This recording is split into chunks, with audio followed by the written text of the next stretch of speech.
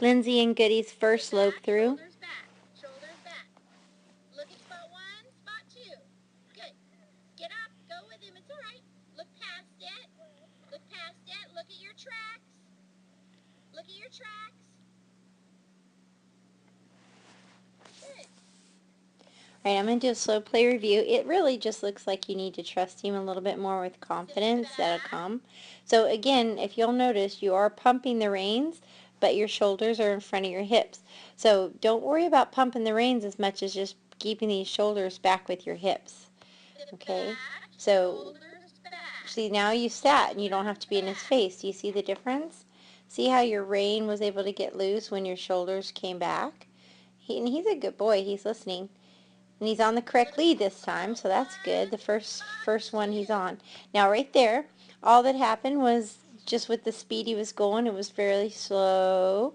So one, he has his 2 strides a rate, 1, 2, and then right there, he just starts a smidgen early, so your hand's a little up above the horn.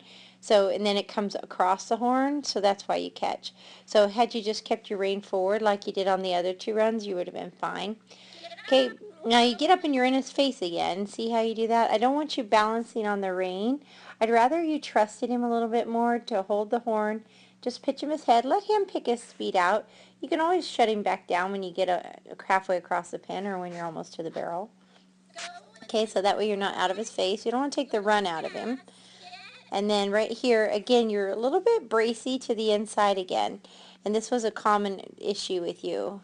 You've got too much tension on the rein, too much tension in your arm, and you're looking in entirely too soon. 2 strides from the barrel where the tracks cross, you're already starting to look at the barrel. You need to be looking at your cone, straight or longer cone, either 4 feet, 5 feet to the side and past the barrel is where you want to be looking. So you barely get by it, but you do, and your hand was much better on this one, because you're kind of looking in and you're trying to stay out of his way, but your elbow's kind of locked, but at least your rein's forward and baggy, so it allows you to get in there. This horse, it just does his job. So if you would just consider thinking about getting into your hole, and the hole is right here. That's your hole. Your job is to get that boy's hip to that barrel. So when he gets here, then he can turn and come around. Okay, and the same thing on each barrel. Now, with you holding the horn here, you do better with not getting in his face as much. And look how nice your tracks are. 1, 2, 1, 2.